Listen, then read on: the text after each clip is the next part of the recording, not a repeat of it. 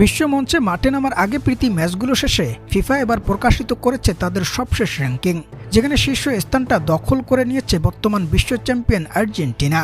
কোথায় আছে Brazil, France, Spain কিংবা পর্তুগালের মতো দলগুলো, এবং কতটা উন্নতি হয়েছে হামজা জামালদের বাংলাদেশ দলের। প্রদর্শক, ফিফার ফ্রেন্ডলি উইন্ডোতে নিজেদের ঝালিয়ে নিতে প্রায় প্রতিটি দলেই মাঠে নেমেছিল দুটা করে আন্তর্জাতিক প্রীতি ম্যাচে, যেখানে এই দুই ম্যাচের দুটাতেই বেশ বড় ব্যবধানে জয় নিশ্চিত করেছে 5 বারের বিশ্ব চ্যাম্পিয়ন দল ব্রাজিল। তবে বড় ব্যবধানে জয় পেলেও র্যাঙ্কিংয়ে বড় কোনো পরিবর্তন দেখা যায়নি কার্লো আনচেলত্তির এই দলটার। অন্যদিকে সেলেসাওদের সমান দুই প্রীতি ম্যাচে মাঠে নেমেছে আর্জেন্টাইনরাও, যেখানে এই দুই ম্যাচে দুর্দান্ত জয় পেয়েছে আলবিসেলেস্তারা।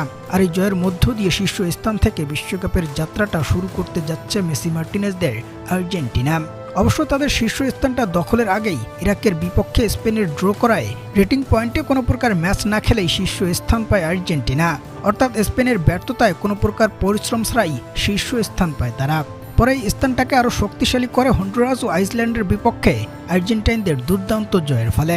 বর্তমানে 1877.27 রেটিং পয়েন্ট নিয়ে সবার শীর্ষে অবস্থান আলবিসেলেস্তাদের, আর 1874.71 রেটিং পয়েন্ট নিয়ে দ্বিতীয় স্থানে স্পেন।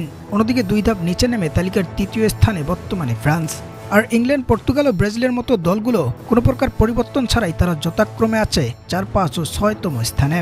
তবে এক ধাপ উন্নতি করে তালিকার 7ম স্থানে উঠে এসেছে আশরাফ হাকিমিদের মরক্কো।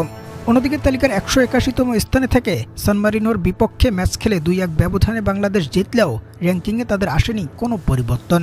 কারণটা একেবারেই স্পষ্ট, সান মারিনো র্যাঙ্কিংয়ে যে বাংলাদেশের থেকেও নিচে, অর্থাৎ একেবারেই তলানিতে।